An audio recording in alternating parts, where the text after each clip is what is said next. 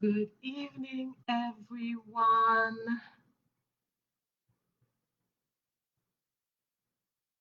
Let me just make sure that, let me just close out all these tabs on here and I'll just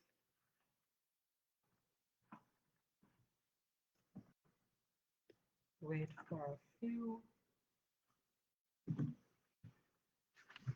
You know what I'm doing? Fixing my um, Instagram portal. I go live. I know I have to say it just in case somebody is new to this experience and they're wondering what is she doing. So I have to really explain myself every time, say that, and not take it for granted that everybody knows what I'm doing. So good evening, everyone. Welcome, welcome, welcome. I hope you had a wonderful weekend. I know I did.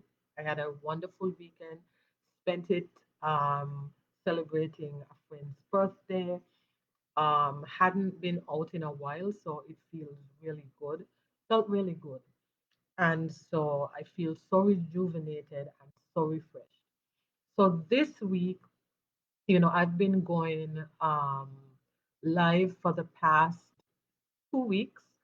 This week will make the third week, and I am speaking to you about like different tips and strategies, and really what I'm calling it is a new manager coaching session. And so if you're a new manager, if you're a manager if you're someone that's transitioning, changing careers, um, in industries or what have you, you're just doing a change and you want to up level, then the People's Brand is for you. These series are for you. You can always go back and catch the replay on both Instagram and Facebook. And in the event that you want to share it out with a friend who's not on social media, then I have a YouTube channel and they're all uploaded there for you. And so this evening, I want to speak to you about communicating to influence, which is my signature coaching program. I'm going to delve into it, let you know what it's about, what you can expect. But first, let me introduce myself. In the event you're catching me on the replay or you're coming in and you don't know who I am, my name is Waveney. I'm a leadership coach and I help new managers develop leadership influence by mastering their relationships at work and leveraging their communication skills. I really believe that the key to a successful foundation and career in being a manager a leader, as you may want to call it, or as I call it, is having influence. But in doing so, you need some key ingredients, and that is working on your interpersonal relationships, working on your relationship with yourself, um, being aware of how you communicate, and you know, really merging those two, working those two ingredients together, and that will give you influence. And so, if you are somebody that's new to management, then you'll need the help. Otherwise, you run the risk of really failing within the next 18 to 24 months without the help of a guide or mentor. And many people get into management and they are lost. They don't have the resources, they don't have the support. They want to hit the ground running. They try to hit the ground running and they end up somehow just, you know, making a little bit of a mess as they go along.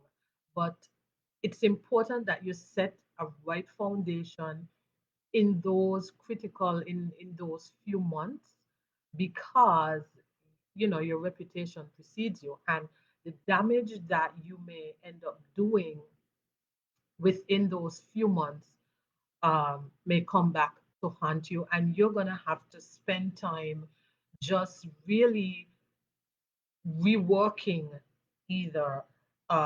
relationships, key relationships that you've damaged, or trying to get a grip on how your communication really impact your team, your boss, and others. So it's really important that, and then you have your goals, right? You have the goals, the expectations that come with the role, and you want to be successful. And so you may be in a state of flux, you want to do well, you're stressed out, you have so many things going on, you have a new team. And so I am here to help you, not to fear. So, new managers, some of the things that's going on with them is that they don't know the first step. Okay.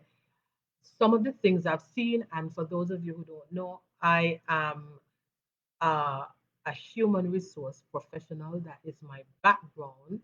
And I have been in management for over leadership for over what, about 17 years. And I've been in HR for about over 13 years about that.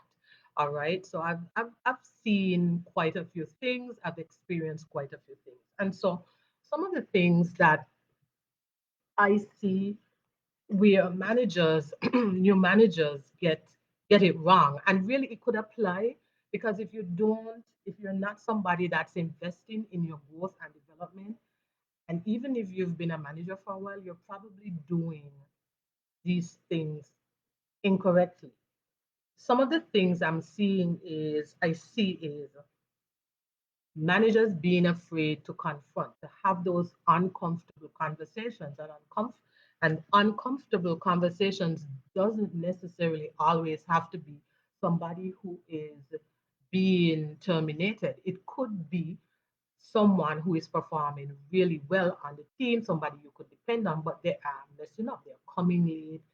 They um, they don't get along with the team, and you need to address that. If you don't address that, you are, damaging the reputation, your reputation, and the reputation of the team. So I see managers unable to confront um, and call out certain behaviors. And sometimes it doesn't even have to be that extreme. They just are uncomfortable correcting and guiding persons. They just are, they don't like confrontation. And if this is you, then you're going to have a lot of that and you're going to need help. So bear with me.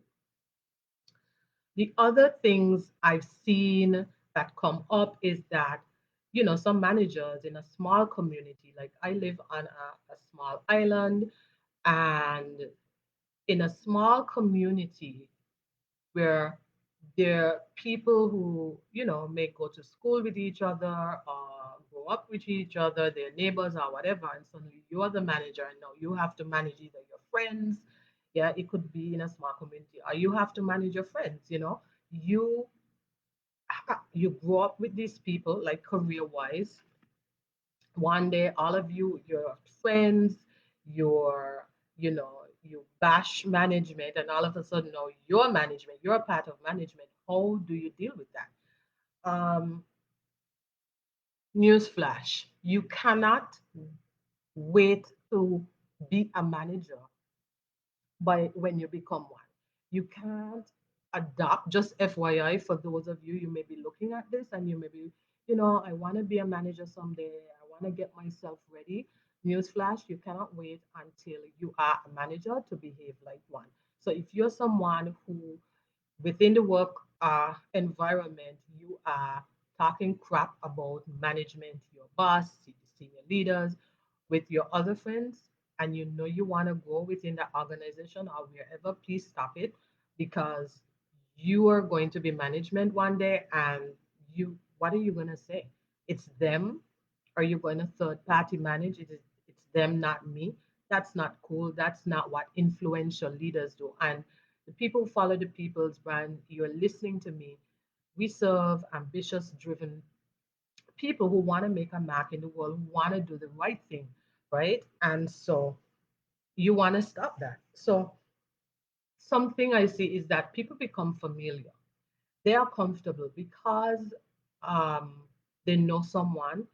They feel like they can say certain things to an employee and not understanding that as a leader, your language, the way you speak to employees have to be different. And it doesn't have to be something unprofessional. It could be something like, hey, I'm going to be really direct and honest, and I'm going to tell you as it is. And, you're comfortable, you're familiar with them. But the way in which you express yourself is really not that of an influential leader. And so I see these things playing out. I also see people unable to, new managers unable to make decisions. They're stuck. They don't want to. And I did a live stream. I did so many live streams, like four. So I'm mixing them up. But I did a live stream about decision making. Like you don't want to make a mistake, right? And so you just don't do anything.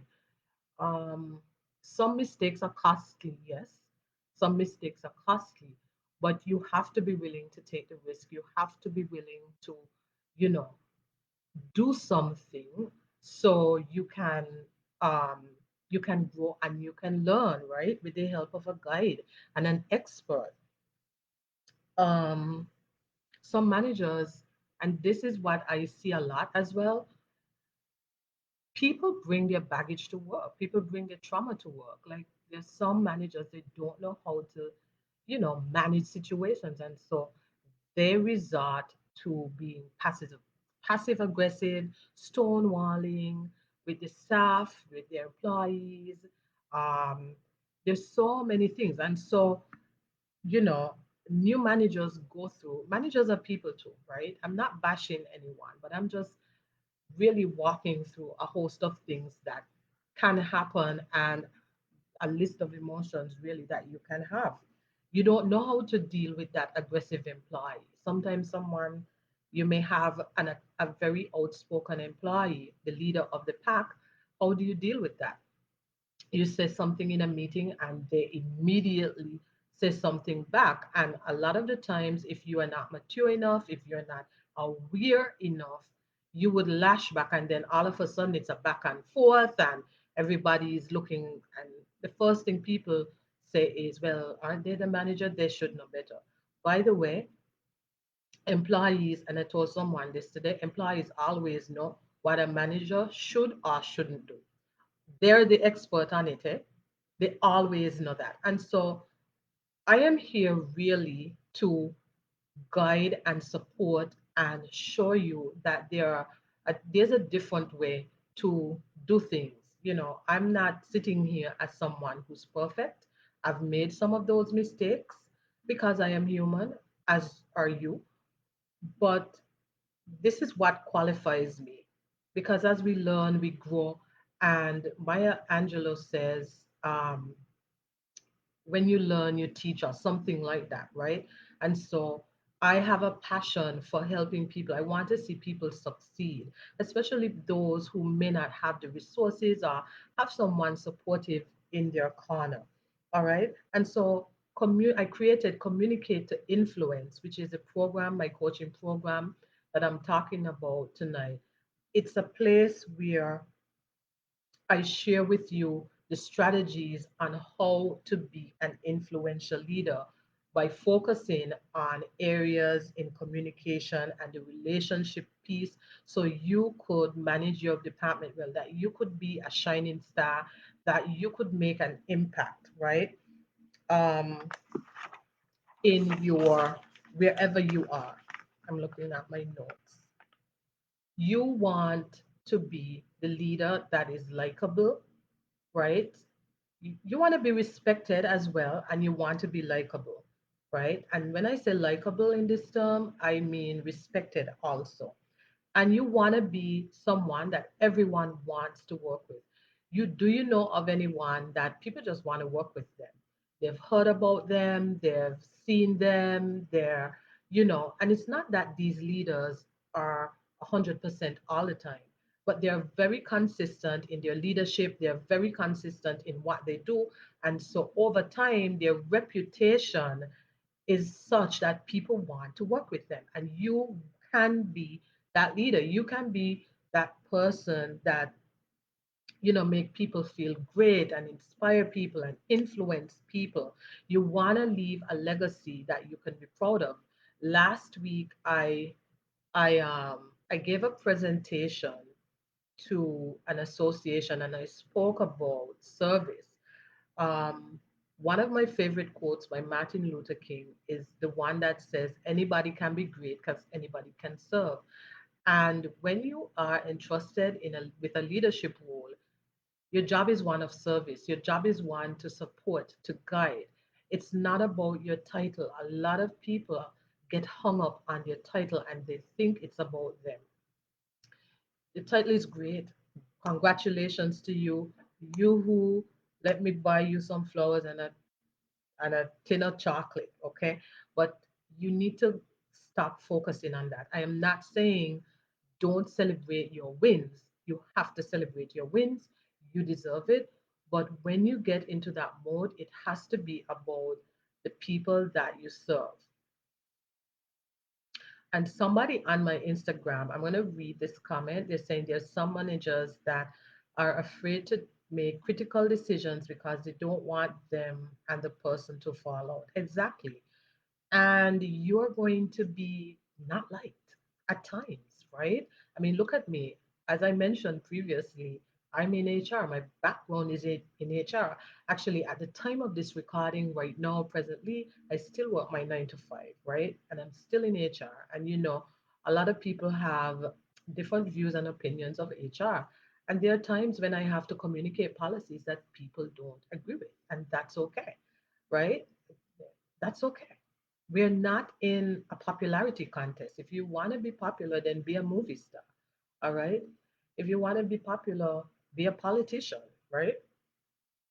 If you want to do that, then find another job. But leadership is not a popularity contest. It isn't. Okay. And so you have to find you have to find um the will with it. Doesn't anybody could lead, eh? Anybody, we're not born leaders. Anybody can be developed into a leader, but everybody should not be leaders, if that makes sense. Because there's some people not willing to go past their comfort zone. Thank you so much, um, 3D. I don't even know your current name, but thank you so much for that comment. Let's see if I can um, pin that comment so people can see your question. But not everybody should be leaders, right? If you want to be popular, then it's a no. You have to know why you're doing it, right? Which brings me to um, let me first talk about my program. So, in the Communicator Influence program, it's 90 days and it's 12 weeks. Yeah, it's that long because I want to spend time with you, and it's one on one, right? It's not a group program at this time. It may transition to that, but right now it's one on one. And the reason why I have it one on one because each person's situation is different, and I want to spend the time to work with them. And so the program is structured, it has modules. And the first module is about a leader's mindset. Okay. And in the first module, here is where we are setting the foundation for your leadership. We look at various leaders and we we talk about creating a vision for your ideal leader profile. We build an ideal leader profile. So you have input as to what characteristics you want to develop, what your vision is, because each person's career pathway is different. And so that is the foundation, a leader's mindset, really getting you into that mindset. Okay. Then we move on to what I call module two, from I to we. And the reason why this is the name of it is because before you get into management, it's all about you. I. You were the one who you work.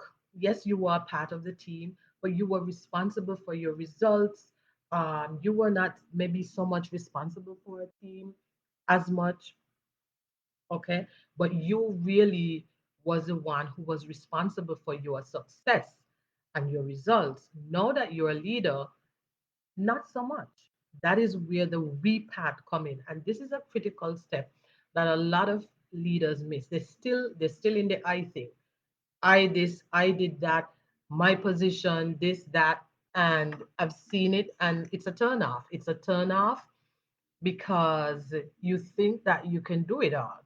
It's a turn off when the people on your team hear you talk about I. It's a turn off because one of the things that happen is that whenever you do something, you make it about you. You don't make it about the team. And this is a big mistake that you could make. Maybe people on your team might not say something to you, but secretly they resent you. And so from I to we really have to get past that I, it's about me type of thing. It's not about you. You cannot run that entire department. If everybody quit or decides to stay home sick, you're going to be in problems.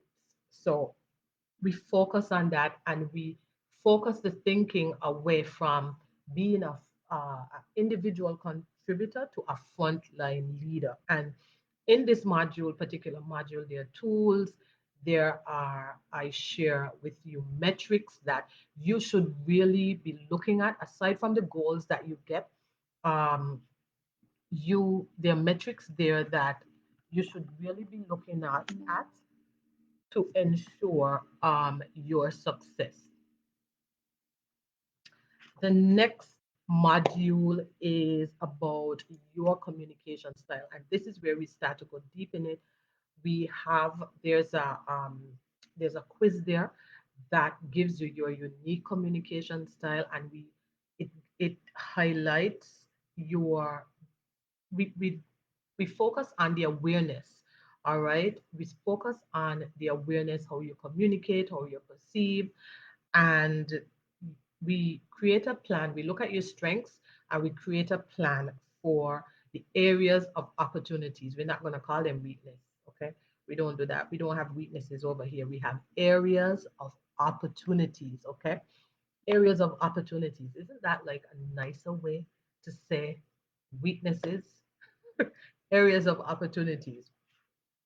And so we look at that, and then we get into module 4, which is influential leadership. And have, there's a framework there that I use and share with tips on how you can connect, you can establish and build trust by using connection, action, trust, and influence, as in the sphere of influence, right? And for each of the persons that you're managing, like your team, what do you do? What can you do to influence that? Your boss, how do you manage it? Because that's a critical thing. Lots of people can't get along with your bosses, and that's not a good thing. Sometimes you do have bosses that are threatened by you. You do have bosses that are some type of way, but overall your focus, you can't manage other people and their feelings and emotions, but you can manage yourself. And so we work on that. Let me just make sure we work on that in this module, influential leadership. So the relationship with your team, the relationship with your boss, and networking as well as your peers. It's really comprehensive, and you walk away with that with some great ideas on how to really build those critical relationships at work. Then, of course, you know, life is not a bed of roses, so there's always conflict. And so we have a framework for conflict management as well, a way in which a tool that the framework, the conflict management framework, where it helps you to approach those uncomfortable conversations that need to be had, right? In that module as well, first, you're going to learn what is your default style when it comes on.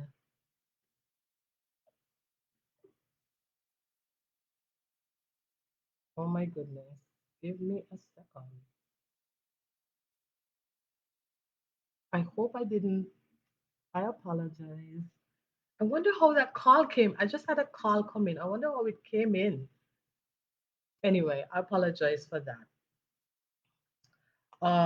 Where was I? So in that module as well, critical conversations, you learn your default conflict style, right? How you manage conflict, because everybody has a particular style on how they manage conflict, right? So you learn that style, you learn the framework, and then you you're able to execute well. And let me just say right here that managing, I'm not selling you and I'm not telling you that managing conflict gets you're gonna love it, right? Nobody does, even me. Even when I have to have difficult conversations, it's not my favorite thing, but I've learned strategies how to get past that, right? And so it becomes more comfortable for me. It becomes um, comfortable in the fact that I am confident in my delivery of it, right? That is the word, confident in my delivery of it. And so this is an area that we work on. And then lastly, we talk about sustaining success, right? Because my philosophy is, I've said it many times, I love to see people grow and develop. And I'm the type of person, if you ask me how to do something, I am going to um I'm not just going to hand it to you, right? I'm going to show you how to do it so that one, you don't keep coming back. And not that you don't keep coming back so you don't bother me. It's because I want you to be able to do it. There are very few things in this world that are secrets. There's some people, and I'm very confident with me and my skills and my abilities. Some of you have bosses that if you ask them how to do something, or a coworker, you ask them how to do something, they don't want to show you. It's a cloak and dagger. It's a mystery. It's this. It's that. It's some sort of runaround because they are threatened by you. Right? The world is abundant. There's so much to go around. You are you. You bring a new uniqueness to your leadership. You bring a uniqueness, even if you're not a leader. You bring a uniqueness to this world, and nobody could take that from you. Right? Me, Waveney, no one could bring my type of flair and my type of waveniness to my leadership, right? I am who I am and I'm confident in that. And I'm not trying to be anybody, and don't try to be anybody else. You could take bits and pieces that inspire you from people. Maybe there's someone that you really love how they speak and you admire that. And maybe you want to learn how to deliver yourself like that, right? And that's okay. But bring your own style and flair to it. Like I'll tell you right now, my leadership style is very informal. I want people to be comfortable with me. I'm not one of those people. If you ask me what I do, um, I will tell you I work in human resources. I will never tell you I'm the director of HR in my 9 to 5. I will never tell you that, right? Um, but there are people who put stock in that, and that's okay. But what I'm saying is, you bring your own uniqueness and your own style, and you find your own flavor. And so I want you to be successful. So the last module, module 6, is about sustaining success, because you bring your whole self to work, and you have to find ways in which to balance your work and life, because the way you are in your personal life is the same way you are in your leadership. The same pettiness that you display with your spouse, your girlfriend, your partner, with whomever, your friends, in your personal life is the same thing that you display when an employee does something that pisses you off, right? And so you have to be whole. You have to find ways in which to balance, because sometimes you may be working in an organization where it's everybody else just does what they want and you want to do the right thing. So how are you going to combat that? What tools are you going to use to help with your sanity, right? I remember when I left, um I've been in hospitality for a while, and at some point Crystal is saying, so true, everyone has their own style. Exactly. And you just use your style and flair, right? Tweety, I think that you're experiencing someone who's threatened by you. Stay resolute in your own uniqueness, okay? Stay resolute in your own uniqueness. There's greatness in you, otherwise they wouldn't be threatened. That's what I'm gonna say to you. I forgot what I was gonna say just now. Sorry, I was reading the comments. I forgot, but I was talking about um, sustaining success. You have to become whole. You have to know. You have to understand how you're balancing this whole work life thing, right? Oh, I was giving you the story where I was I had left. I was in hospitality for about 12 years and I'd left and I went into manufacturing and I really didn't like that job. I loved the people there, but it was very difficult.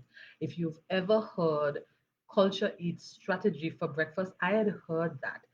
I had facilitated and done trainings about that. And what it simply means is the culture of a place. Culture is so strong that it dictates the strategy. So you may come in with the best laid plans, but the culture of the if the workplace, if where you're working, the culture is toxic, if people just do what they want, and maybe it isn't toxic because I think we overuse the word toxic for everything, right? So maybe it doesn't have structure. Okay, it might be toxic or it may not have some level of structure to it. And you come in, you're listening to people's brand, and you want to do the right thing, and you go in there, and it's like, everybody's looking at you like, oh, who are you? What are you trying to do? And that was something that I experienced there, and I really didn't like that job. I really didn't like that job. I love the HR piece of it, but I couldn't deal with the culture um, because the managers there didn't understand what I was trying to do. Um, I don't even think they like me. Anyway, um, so what I did was I had to find a way to keep my focus. I had to find a way to keep my focus, right? And so some of you may be working in environments that you have to find a way to keep your focus, right? How are you going to do that? And this is what the last module is about, giving you the tools, sustaining success to help you be successful, not just building and pulling through what you learned on the other modules, but also from a holistic and mental standpoint. Yeah. Yeah, Crystal. Crystal is saying, I never thought of it like that, that culture overthrows strategy. That is true. Culture eats strategy for breakfast. That is why when and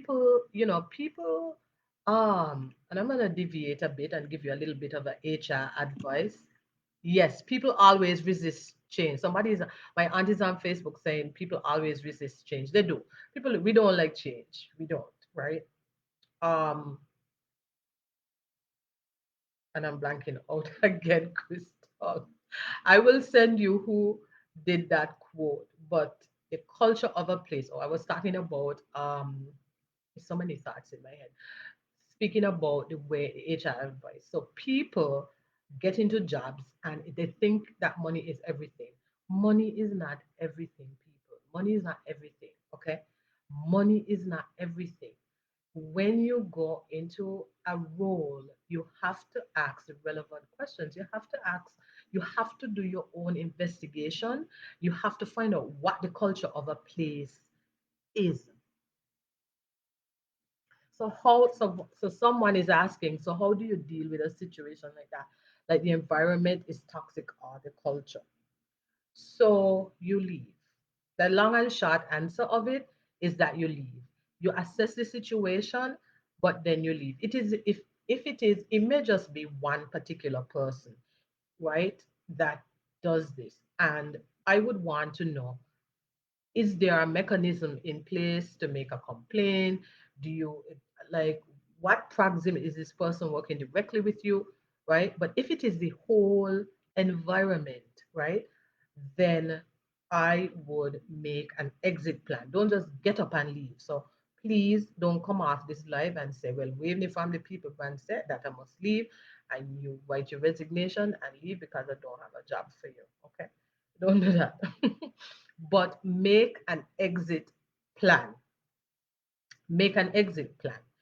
Um, and an exit plan includes you start seeking other opportunities, you're updating your resume, you are looking for, and this is something that is really powerful. So if you know you're going to leave an organization, you should be doing this anyway.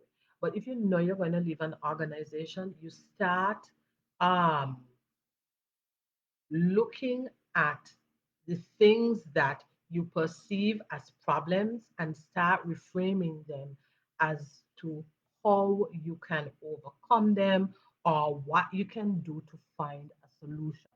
And sometimes it is easy and sometimes it is not easy. So here's an example.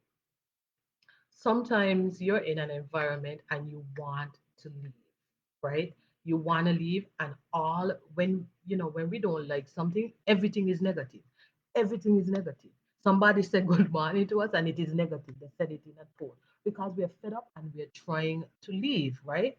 And so, what you want to do is you want to start looking at the work that you're producing. You want to start to give ideas and solutions.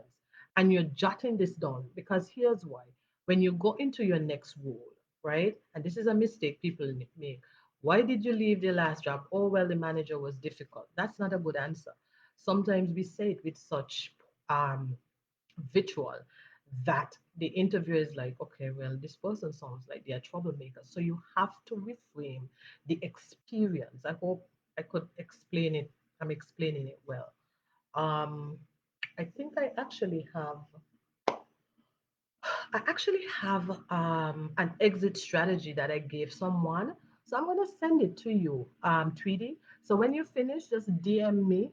Um, and if you guys are on here and you want it, just send me a DM with your email address and I'll send it to you. Just one nice email and send it to you of things that you steps that you can take to make an exit strategy. But most of the times when you have a toxic environment, a culture, it's not going to change, especially the culture of a place, right? And it may mean that you are there for quite some time. Sometimes you can't just get up and quit your job, right?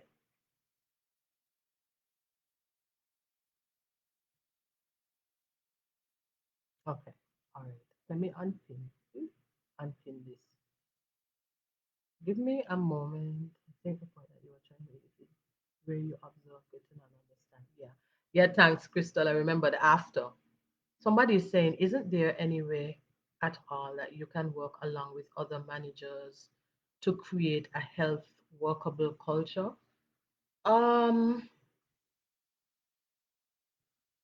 a healthy culture. Somebody is asking if there isn't a way that you could work along with other managers to create a health culture.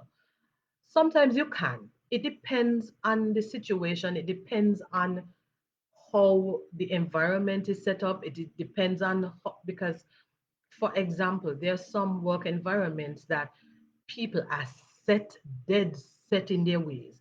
And if you try to introduce the smallest of change, they resist it, like they shut it down. And if the entire organization is like that, then 2 against 10, they strength in numbers, then that won't work. That's okay. I understood what you mean, right? So you really have to assess the situation, right? There's sometimes that you go into a work environment and people are willing, they're open, they're ready to learn, right? But you have to pay attention and assess it. Sometimes we go in as well, we want to make a difference, we want to change things quickly, and we kind of upset the apple cart. We kind of force ourselves on it. So we with our best of intentions, we have to also understand that humans are resistant to change, and so we have to introduce that change gradually, right? So it depends on the environment, it depends on the setup, it depends on who's in charge. Maybe you're working for someone and they welcome that change. The owner welcomes that change, right? And they're going to support you 100%. But even so, you need to try and get people on your side. You need to get that buy in. You need to show people how don't railroad, and because the owner is on your side, you just force it. And well, I have the permission. Some people do that. I'm not saying you, right? So it's a balance. But sometimes when people are set in their ways, um, when people don't want to change or see how it would benefit them, then it really doesn't make any sense, right? Sometimes you're gonna be fighting against the grain. You're fighting against you're fighting against it. That's why I said culture eats strategy for breakfast. So you really have to understand who the players are, you know, how people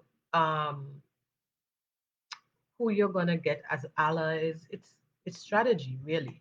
Politics in a different way. Does that make sense, Teresa? Did I answer your question?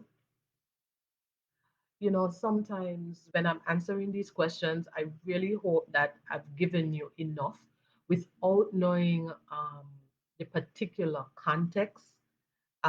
Sometimes it's difficult to give you, an answer, but I trust and hope that I've given you the answer, an answer that helps. Okay, perfect. Yeah. Just assess the situation. But yes, I'm gonna let me know if you want that exit strategy and I will send that over to you. And so, yeah, this is a influence coaching program. It's 90 days and it's done online as well. There's a portal with videos and templates. There's some templates there for you to download, as well as there are calls with me that, you know, if you reside on the island, we'll do it in person if you prefer, um, or we can do it via Zoom. And that is really the crux of the program. So if you are interested in learning, if you are a new manager, for now, it is only for persons in management, because the development activities at the end of each module, you'll need to be in the position to do those activities. I am working on uh, a program for persons who are not yet managers but who want to be in management. Um, I was about to release it, but I changed it a little bit, so it's taking a little bit longer than I expected. I given myself a deadline of February 11th. So for those of you who are not yet in management, you want to be, and you're like, okay, well, she doesn't have anything for me. You can binge all my videos on my YouTube channel. There are lots of videos there um, until I'm ready to release that one. But this program, Communicator Influence, you need to be a manager. So get on a consultation call with me where we can walk through what your particular need is. That is why I have the consultation call. So we can speak about what it is that you need and how this program can best suit you, because um, maybe the program isn't for you. Maybe you're way advanced. Maybe you're someone who um, you're resistant to change, right? That you know, maybe something else is going on. So there is a link on Instagram. There's a link in the bio, and there's a link that should be showing up on the live stream right now. And if you're catching on the replay, it's in the about section on Facebook.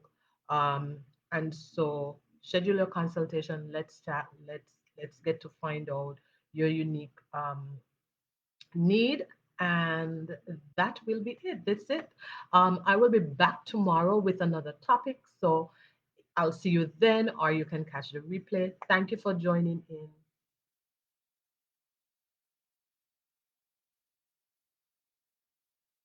We're gonna have to talk with you. Schedule a consultation call. I'm not sure what you mean by that question. So schedule a consultation, or we can call and then we walk through that. Right? Just hit the link in the bio and we'll walk through that.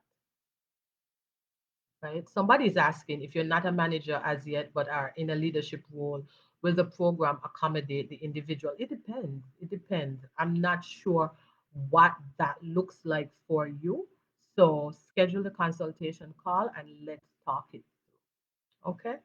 Thank you so much for joining in. Thank you for your questions. I really love them. And if you want that exit strategy, um, send send me a DM with your email and you know, just with the words exit strategy, and I'll know. All right. So have a great evening. Thank you so much. I'll talk to you soon. Bye.